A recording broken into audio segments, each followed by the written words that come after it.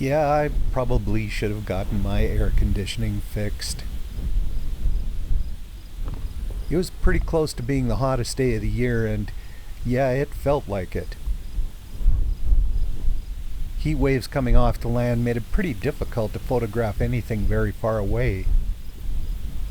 And dry grass was crunchy underneath the cattle's hooves. It most likely helped with the combining, though. Crops are ripe and ready to cut, and the dry weather helps make harvest a little bit easier.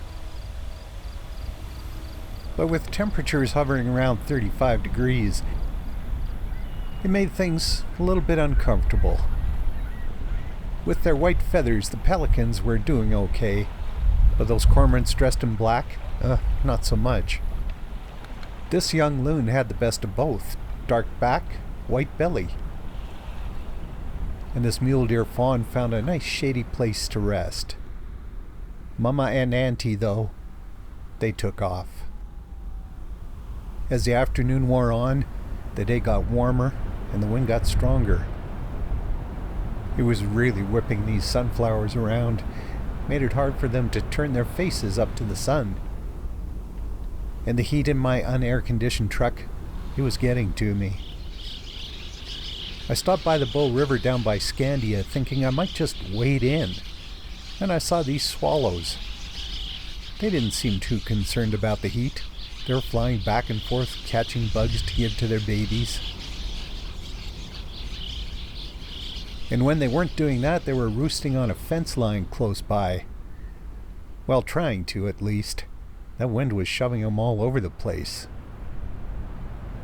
It was 35 degrees over at Rolling Hills, and the wind was making it tough for this little song sparrow to hang on to a stalk of hemp. Kind of looked like a miniature bull ride. North and west of there, I found these cattle clustered in the scant shade of a lone Russian olive tree. And not far from them, a little group of antelope. It was 35 degrees in the shade out there. What it would be in the sun, no idea. 40 degrees? Yeah, could be. I know that the longer the day went on, the more I was missing that air conditioning. It was a tiny bit cooler by Rainier and Bow City, but the wind was still making it hard for these dragonflies to hang on. But then, just a little bit later, the wind backed off.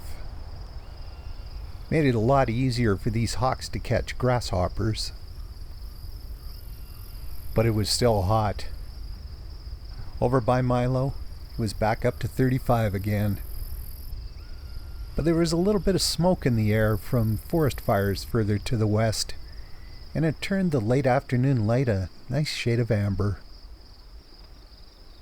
Yeah, I would have been more comfortable if I'd got my air conditioning fixed. But with a day ending like this, I'm glad I decided to just sweat it out.